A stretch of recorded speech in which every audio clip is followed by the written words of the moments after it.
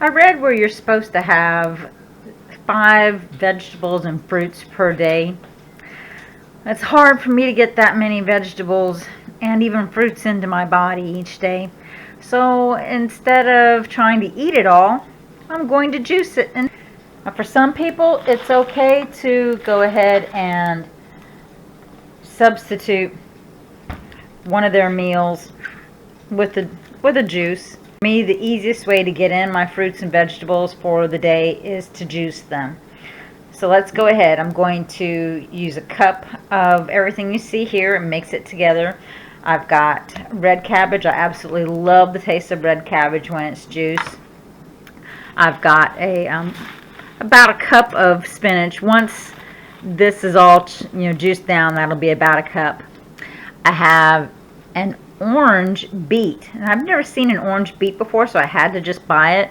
Last night I had a salad, an actual salad, and I roasted a red beet. I kept the greens for today's juices.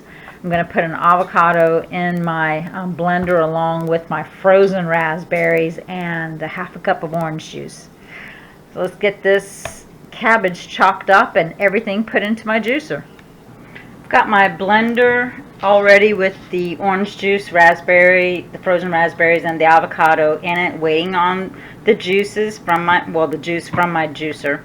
I have this plastic bag in this side of my juicer because the type of juicer I have separates the fiber from the actual juice itself. It doesn't mix everything together. I have Crohn's disease, so extra fiber is not good for me. This juicer is fantastic for separating those. I'm not going to have you all listen to me blend this up because it is quite loud. I'll start with my spinach leaves and just let you see how it does. You don't have to cut the spinach leaves or the stems. It juices everything, and as I said, it separates everything. So I am going to put this in to start with without it turned on, and this helps push everything down.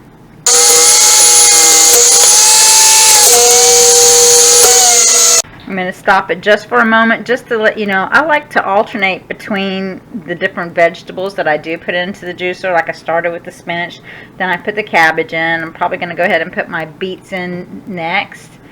Look how pretty yellow that is. That's the inside of that orange beet. I guess it's yellow, not orange after all. But I'm going to just alternate back and forth until I have everything juiced.